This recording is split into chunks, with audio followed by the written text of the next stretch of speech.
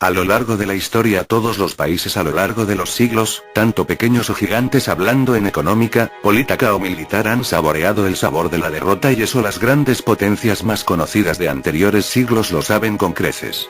El hecho que abordaremos hoy es uno de los tantos y fascinantes que hay a lo largo del continente americano, el asedio y derrota británica en Fort Henry Gilliam. Pero antes de centrarnos en ella hay que hablar un poco del contexto. Nos encontramos en plena Guerra de los 7 años, sucedida entre los años 1756 y 1763, un escenario parecido a un prototipo de la Primera Guerra Mundial. Si bien el escenario principal fue Europa, esta se extendió en los dominios coloniales de Norteamérica entre los dos países hegemónicos, Francia y el Imperio Británico por el control de las 13 colonias. A este escenario la cultura estadounidense suele llamarla como la guerra contra franceses e indios o guerra franco-indígena.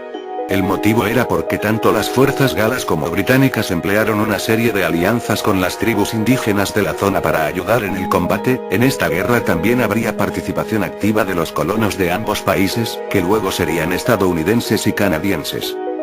Lo que caracterizó a este frente en América fue el tema de que se llevó a cabo una lucha más sucia que las que sucedían en territorio europeo. Se mezclaban las tácticas indias junto a las traídas desde el Viejo Mundo, formaciones, emboscadas, tácticas de guerrilla, asedios pero edulcoradas con bastante brutalidad por ambos lados.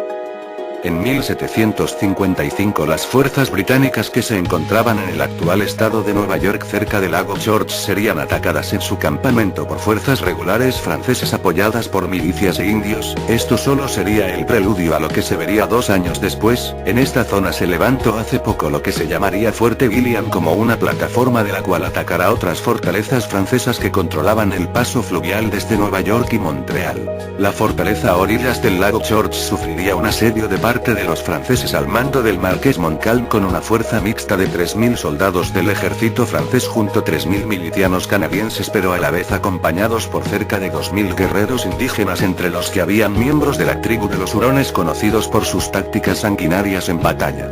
Mientras tanto la guarnición británica estaba compuesta de unos 2.200 hombres entre fuerza regular y colonos. Estos últimos muchos serían reclutados por la fuerza para defender la corona, lo que generó fricciones entre los habitantes de las colonias y los británicos.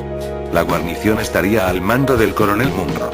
El asedio comenzaría el 2 de agosto de 1757 donde los franceses emplazarían cerca de 35 cañones de diversos calibres y 5 morteros. El día 9 comenzaría el bombardeo al fuerte ante la curiosa mirada de los indígenas que se maravillaban con estas armas de asedio que nunca habían visto y pedían a los artilleros franceses poder probarlas. La situación británica en el fuerte era desesperada y para más fricciones entre los defensores, se dispuso que los colonos defenderían el fuerte desde el exterior en unas líneas de trincheras que eran más propensas al fuego mientras que los soldados regulares se defendían desde el interior de la fortificación. Los franceses en tanto seguían cañoneando el recinto y acabar a la vez trincheras para acercarse cada vez más a las defensas. Para el 8 de agosto Munro, al darse cuenta que no recibiría refuerzos y que los franceses penetrarían en la posición de un momento a otro, decidió dialogar con el marqués Montcalm una rendición honorable.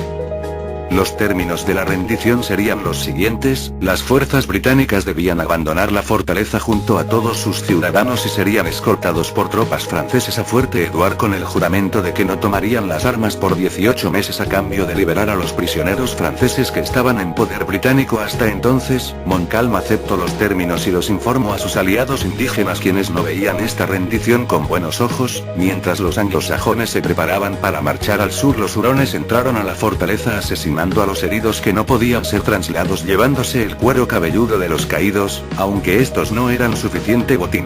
Cuando la columna británica apenas abandonó el campamento, se oyó entre la arboleda un grito de guerra indio y de la espesura empezarían a brotar cientos de guerreros hurones. Mientras los oficiales franceses intentaban detener los ataques en vano, la columna pronto se dispersó en varias direcciones en el ataque. Los indios se harían con ingente botín entre armas, pertenencias y lo más preciado, cueros cabelludos. Estos no serían suficientes aún para los hurones, quienes saquearían y profanarían las tumbas inglesas cercanas. Este necrosaqueo de partes corporales como trofeo desencadenaría una ola de viruela entre los indígenas, ya que muchos de los sepultados perecieron de esta enfermedad.